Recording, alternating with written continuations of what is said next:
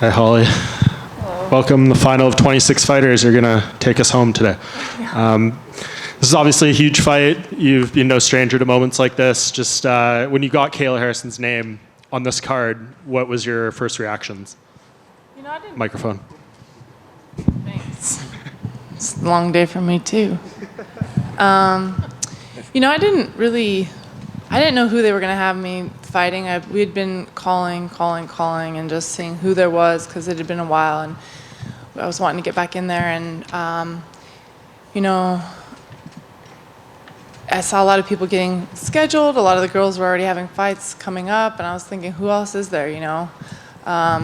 We saw 300 was getting full with all the announcements, and I think one time in passing, my manager was like, "You never know. I mean, it could be Kayla," and which isn't something I always kind of thought maybe at some point in my, martial arts career that it possibly could happen, but really wasn't anything that I really actually thought, would be close or really come to fruition. But when they called, and that was the first I heard of it, was about probably an hour before everybody else heard about it, and I was excited.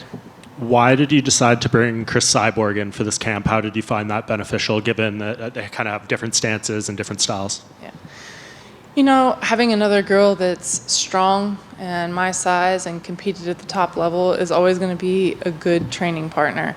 So it's obviously she didn't come in to just stand as a righty and try and throw bombs or anything like that, but she's a very well-rounded fighter, and it was, I have great training partners at home. I always have. I've been very blessed with being able to have good training partners and a good camp and a good team.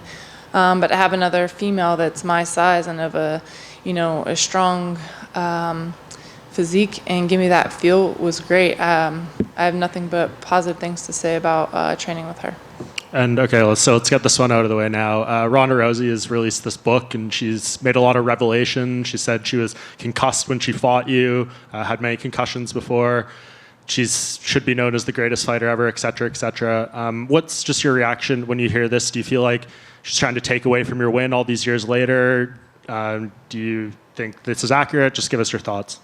Well, so everything I say, which I'm sure people will just take parts of what I'm about to say and make it sound how you guys want. But I say this all out of respect. In order to have a big upset like that fight was, you have to have a dominant champion. So without her being so dominant, then I couldn't have been able to have such an upset. But with that being said, I was the better fighter. I was the better fighter that night. And every fighter at this point, if you've made a career of fighting, you've had a concussion at some point. You go back and look at some of my boxing fights and some of the things that I've done, I've definitely had some concussions. So I'll never sit here and use that as an excuse for any loss. And I think that it's probably just hard for her to really want to maybe admit that I was just the better fighter. Was she so dominant and a good champion? 100%. I give her that. But she wasn't better than me, and especially that night. Yeah, no, fair enough. Last thing on this fight, if you win this one, spoil Kayla's debut, the division's wide open, we've had title changes, Amanda's gone. Do you feel like you're right there? I mean, everyone's talking about what Kayla's going to be capable of doing, but what are you capable of?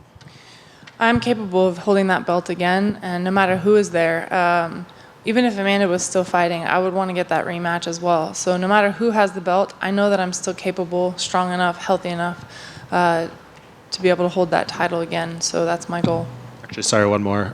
What's your thoughts on Mike Tyson coming back to box Jake Paul? I know a lot of people are worried about Mike Tyson. Some of them are saying, what about his age and stuff like that? But I think it's awesome. You only live once, and it's not like he hasn't been in there. He knows exactly what it takes to get in there. He knows what a fight is, and I love that he still has this passion that he wants to put out there, and I'm excited to watch him. I mean, he's still... He definitely is he's the fastest and most powerful at being a heavier weight. You look at his actual speed and power. So obviously it's not the same as what he was when he was in his prime, but I want to watch it. I'm curious to see how it comes. Holly, right here. Looking back, I think before Kayla, you were really the last big marquee free agent that they signed that was a female fighter from another sport, and you made your debut in LA as the co-main event against the current champion, and then now Kayla's making her debut at UFC 300 against the former champion. So I guess, what do you think is going through her mind? Like, because you're pretty much one of the only fighters that has done what she's doing right now. From my mindset, I know the nerves that I felt going into it, but I still feel them to this day, because I feel like if you really don't care, then maybe you wouldn't be nervous, and that's when you need to worry. I know that there's a lot coming into it, not knowing exactly what to expect, but there's a reason why she's been at the top in more than one aspect of, her journey. Is like, she's been in the Olympics and she's been in the PFL, so in order to be at the top and be a winner, she obviously knows what it takes. It takes hard work, it takes dedication, and she's a strong athlete. So I'm expecting a strong, tough Kayla. I expect her to be the best she's ever been, and I'm ready for it. You said you always thought there might be a small chance that you'd face Kayla, but did you think you would be at 135 pounds, given that, her career's been 145, 155? No, I definitely didn't think it would be, this soon or at 135. And I never even put that much thought into it. I just, sometimes I would watch and just think, wonder if her and I ever, cross paths, because that's happened a lot through boxing and MMA. I watch from the outside and I think, I wonder if I'll ever do that. And then I did it. It's, when I first started boxing, it's like, I wonder if I'll ever fight for a title. And then I fought for a title, and then 3 different weight divisions, and they say 19 times. I don't even know I don't even know exactly how many times I,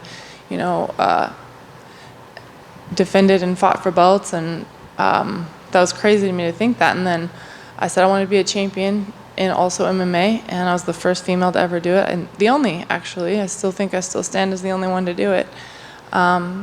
So I definitely have that in me, to want to just conquer whatever comes my way. And so maybe because of having so many opportunities that came my way that I wasn't really sure if would even happen, did happen, I think maybe that's why I always leave space for it. So I would see her fight and think, I wonder if I'll ever fight her. And was there any hesitation to take it at 135, considering, she hasn't made this weight in years? No, there was no hesitation. I feel like an athlete, especially a professional athlete, they know what they're signing up for, so I expect her to be on weight and be ready to rock and roll. Final one for me, 2 quick ones. Can I get your thoughts on the main event and then the BMF fight between Justin and Max? Gosh, Justin and Max, I feel like is just, let's roll the dice or flip a coin. Those guys are so explosive and can win in multiple ways that it's just kind of, I'm definitely excited to watch it. And the main event, especially with the bigger guys like that, you always wonder if and when a knockout might happen. So I feel like either of those fights is definitely going to be, sit on the edge of your seat type fight. Holly in the back. We've seen you get ready for a high-level judoka before. How much different was the camp and the approach to the camp for Kayla? These are very different camps. Their styles very different stances, different strengths, different weaknesses. They're definitely 2 different fighters, and so there's a few things that I took over from what I learned with my training camp for Ronda, but this is a totally different fighter. I'm not fighting Ronda. I'm fighting Kayla, and she has her own strengths and things that we needed to really sit down and depict and or to pick apart, and that's what we did. And there's so many comparisons with the Ronda fight to the Kayla fight, with them both being judo players. How much different of a fighter are you now from UFC 193? I'm definitely a different fighter now than I was at UFC 193. I learned a lot. UFC 193, that was only my 3rd fight in the UFC. And I had some fights before actually getting signed with the UFC, but not a lot. And considering that the very first time I even trained any mixed martial arts was for my first fight, it's like, this is how you get up. And I just repped that over and over and over. So I was still fairly green with a lot of, the clinch and groundwork and things like that when I first signed with the UFC. And I was training and learning this whole time, but I'm better and more well-rounded now than I was back then. Thank you. Holly, just over here. Have you taken a look at the betting odds? Kayla's almost like a 4-to-1 favorite in this fight. And nothing's new there. I've been the underdog more than once, so I think a lot of people just look at it, oh, she's strong, she's been dominant, but she hasn't fought anybody like me, and that's the bottom line. You mentioned Cris Cyborg. I believe she reached out to you, and that's sort of how that came together. I also understand, too, that she was only supposed to stay for a little bit. She actually extended time at camp. Is that something you see happening in the future, is you two training together? I definitely see us training together again. It was great to train with another champion. She's like-minded. She works hard. She's there to be a good, positive training partner. And the fact that, you can get training partners that almost don't want to push you, or you're too friendly. And then there's ones that want to go in there and go too hard. And you're like, well, I'm trying to get to the fight healthy. I don't want to have injuries. She was a great training partner. She goes hard. She trains hard, but in a good way, and with the goal of this fight. Not there trying to kind of get her own gain out of things. She definitely got good training while she was there too. It goes both ways, but I definitely think that we'll be training together again at some point. She must have also gave some good insight as well, because it looked like her and Kayla were going to fight in PFL, so I'm sure she had a good understanding of her as an opponent as well. Was there any sort of strategy there as well too? Yeah, we definitely talked with them about what they'd seen and what, just...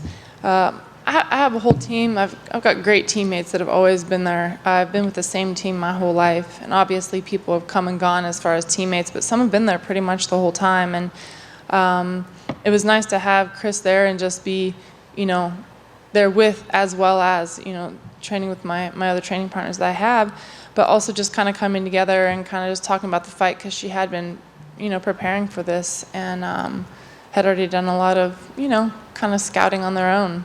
And I actually think that they had talked about an exact date that they were supposed to fight. I know she was wanting that fight as well. So, but she's honestly, I've never really gotten to really get to know her outside of just I fought her, competed with her, and then since then has been some things on social media, just hey, good luck in your fight, or just responding here and there. It's not like I'm not like I've had a lot of in-depth conversations, but just a little bit of communication, and to be able to get to know her outside of fighting, I have nothing but positive things to say about her. She's a stand-up person and a positive person, so I think she means well in life, with, like I said, inside and outside of the cage. And just last one from me. The division's wide open, and obviously a win over Kayla would be huge. And there's sort of a lot of opportunities after this. I was curious, do you ever want to have a rematch against Miesha Tate? Would you ever want to get that one back? And I don't know if that was ever even discussed prior to this fight. That was a fight that we had asked for, actually on multiple occasions, but it just hasn't come together. And I also don't want to just go out of my way if it's not something that is ever going to happen. I'm not trying to grab it, just something that isn't even, I just don't want to put all my eggs in one basket and get stuck on one thing. I want to go after who's the best, and so that's really my main goal. But I think any fighter, if you give them the chance to go back and avenge a loss, they're going to do it, right? So yes, I would like the rematch just for the simple fact that I like to avenge my losses, but also I want to fight whatever path gets me to the belt, because that's who's going to be number one. Holly, back here. Was it tough watching UFC 297, just knowing that you have 2 wins over Raquel, and she went out there and just beat down Mayra? There's a lot of frustrations when I see stuff like that, but every fight has its own journey, and there's little things that I've gone through here and there, and certain fights that I've been all in, or had things that have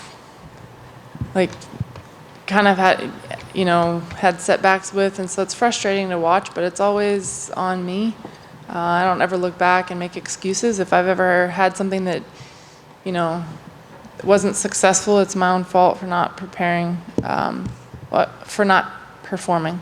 My preparation has always been good. I always have the best teammates, the best coaches, and I'm always ready. If there's anything that I fall short on, I take full responsibility. But yeah, that was frustrating. There was a lot of stuff going into that fight with Maida, but like I said, I'm not going to sit here and make any excuses. And then to see somebody who I have been victorious over holding the belt, sometimes it's frustrating, but also it's just a reminder that that's where I belong, and I'm still in this game. So you can look at it both ways. Thank you. Sorry, Holly, just 2 prongs off that. Right here again. Mayra obviously did pop after that, and the win was overturned to a no contest. When you reflect on that, do you still look at it as a loss, or when you process that, how do you go through it? For me, a win is me winning. in the fight. It being a no contest, every fighter knows the rules. So when you get caught with something, that's on you, and you have to live with that. But I'll never sit here and use it as an excuse. But I also, I just look at myself. Everybody's responsible for themselves. She has to deal with her own self for, taking something and popping. A lot of people, it depends on how they put it. It's a banned substance for a reason. So that's something that she just has to deal with. Yeah, and lastly on Raquel, I know you weren't thrilled about like the action in your previous 2 fights. When you think about maybe a 3rd fight with her over 5 rounds, do you kind of dread that a little bit? My fights with Raquel, the first one was my first fight in the UFC, and she was the most skilled at a lot of, out of all the girls I'd fought, she was definitely the biggest challenge at the time. And going into that fight, Raquel can make a fight like messy. She can make it kind of like a dog fight, So going into that first fight, my goal was to try and keep it clean and not get into a dog fight with her. But a lot of people are used to seeing that, so when they don't see it, they're like, oh, I don't know if it's just not what they were expecting. And then the second fight I went in, a lot of what she was good at is being good in the clinch and making, if she can grab on you, to make it a messy fight and make it scramble-y and kind of make it messy, and I was able to keep it clean and dominate. So as much as other people didn't like the fight, for me, I was like, well, I was able to control this fight. And if you come from a background where that's your style, then it's good, right? You come from a background where you have knockouts and then you don't knock out, then they're like, well, that's not what I was expecting, I think a lot of times people can go into fights with already like a preconceived idea of how they feel like a fight should go, but the second fight, whether it be the most exciting fight or not, I dominated the fight. Thank you. Thank you.